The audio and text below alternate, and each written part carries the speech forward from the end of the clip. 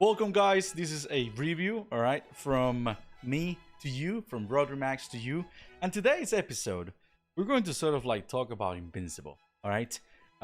This show, right? It actually, to sum it all up, it's pretty amazing, all right. I just finished watching, sort of like the finale, all right, the final episode, all right.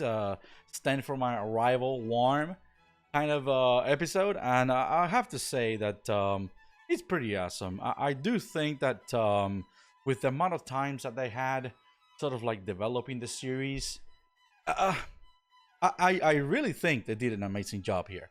Why do I say that? Because every character seems to be fairly developed. Sometimes when you have, when you're actually juggling too many balls at the same time, you tend to go ahead and sort of like miss a few. It's not the case when it comes to this last season. Okay, it starts off with the amazing development of Oliver. Oliver is actually one of the most interesting characters in the show because of where he comes from. Right, he's actually Omni-Man's son. Right, therefore he is Invincible's, half brother, if you want to call that. And the kid pretty much has zero humanity in him. Okay, it's fairly important to actually highlight how much of a necessity Omni-Man seemed to have that his brother will be raised by humans. Okay, there's actually, there's a lot of things. There's a lot of ways that Omni-Man could have chosen to to send out his son to somewhere else, but he decides to go ahead and get in touch with Invincible, and he just tells him, listen, just take him with you. It's gonna be in great hands. I just know it. I'm Omni-Man, and I know what I'm doing. But nonetheless, right off the bat, Oliver it just has no human connection whatsoever with, or he's not sympathetic. He's Omni-Man's son, right? So he's very inclined to act like so, which in many ways he just does.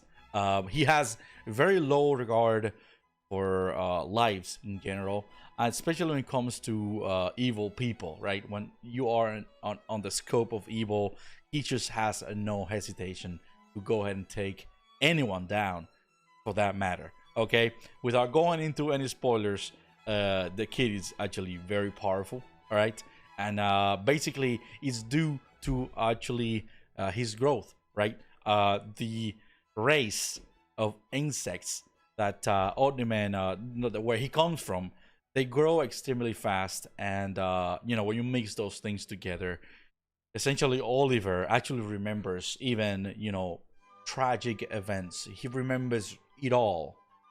From his POV, his dad is a hero, right? And the dark guy, what do you call that? The big brain guy, is the villain.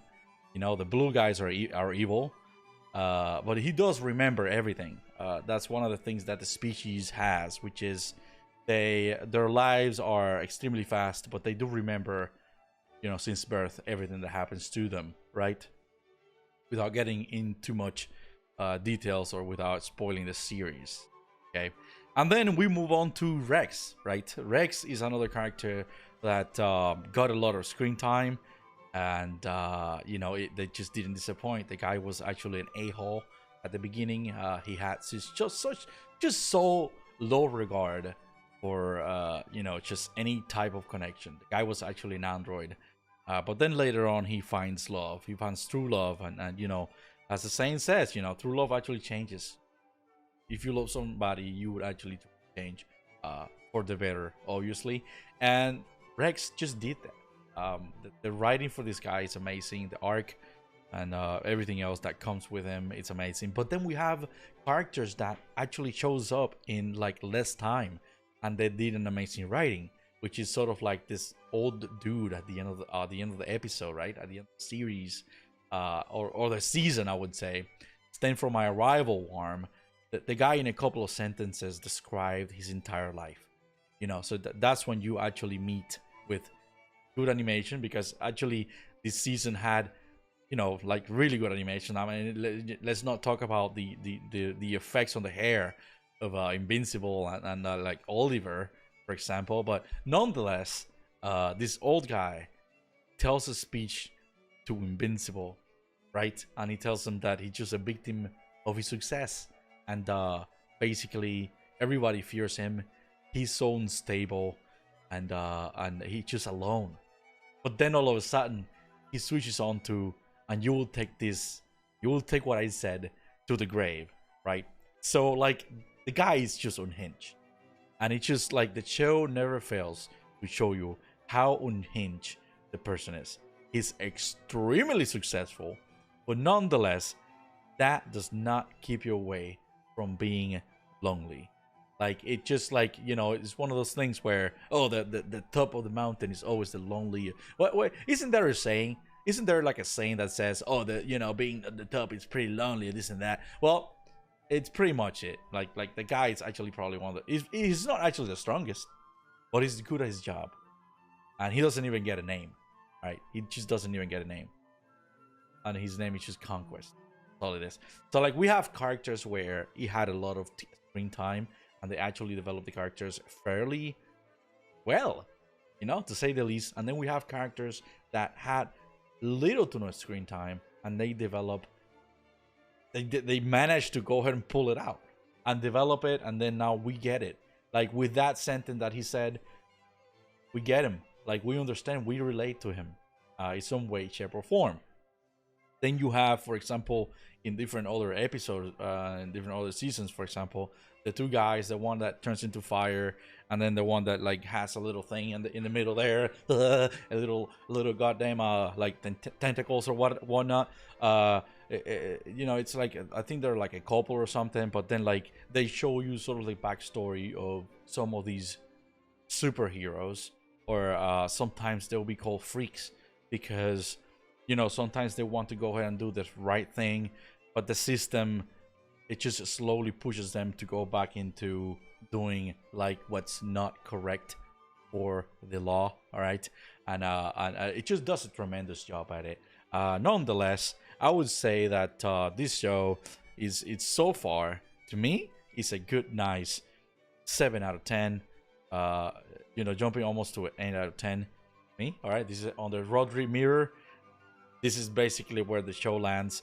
Not to say that you know the there's only one issue I have, which is like Cersei. It's like, you know, for a certain amount of time there was something called like Team Cersei and like Team Invincible, but you know, with what Cersei has done on this last season, oh man, I don't know, he's contradicting himself. So that's the only thing that I have.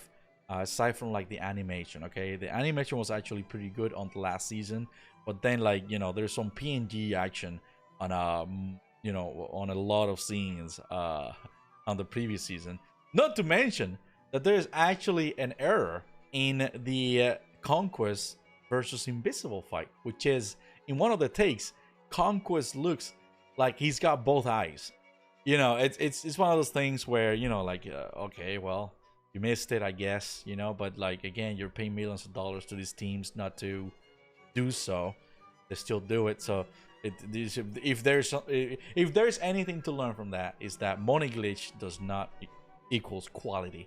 Okay, because we're talking about Amazon here, you know, like they have infinite money glitch bug, right? They have infinite money to go ahead and develop whatever they want. So again, guys, I just wanted to put that out there. I do think it's a series that's worthwhile and it's worth watching, especially you know, in this content, in this lack of good serious drought that we've been having. Invincible is amazing. So that's it for me, guys. I really hope you enjoyed the vid. This is my 2 cents on the series.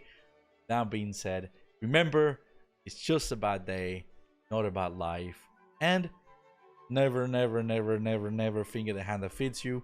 With that being said, Rodri is out. See ya.